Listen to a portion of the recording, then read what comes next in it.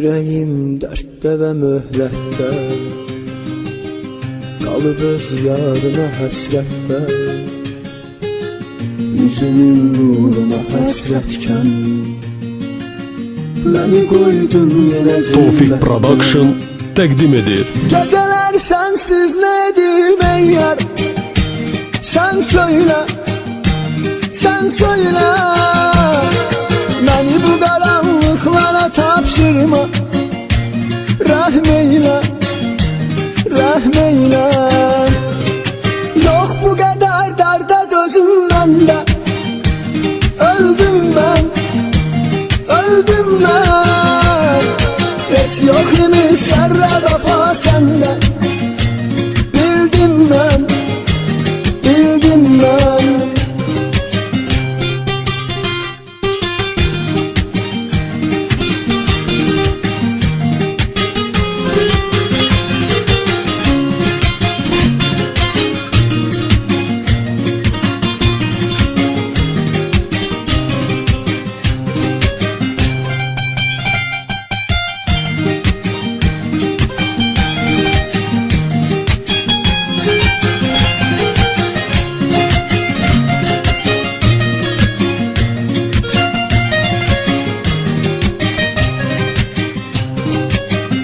Yine ruhum geceler yatmaz, o seni terk eləməz atmaz.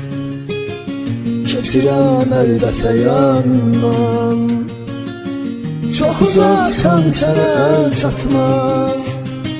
Sen mənə göylər kimi lazımsan, lazımsan, lazımsan. Axı mənim əl çatmayan arzumsan, arzumsan, arzumsan. Yok bu kadar darda dözüm bende. Öldüm ben, öldüm ben. Hiç yok imiş zerre vefa sende. Bildim ben, bildim ben. Tofik Production təqdim edir.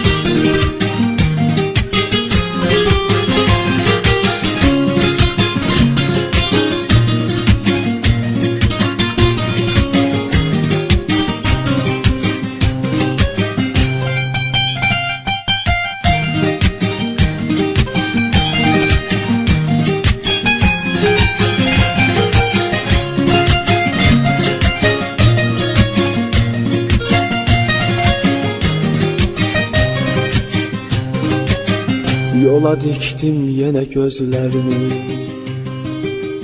yine bir gün geleceksen sen. Oku mektuptaki sözlerimi, ne bir derdim bileceksen sen. Kalbimi mektuplara hak ettim, bildin mi, duydun mu?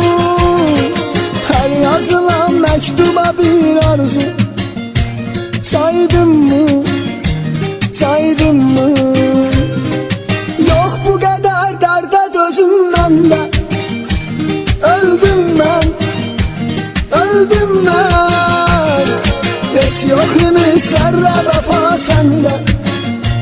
Bildim ben,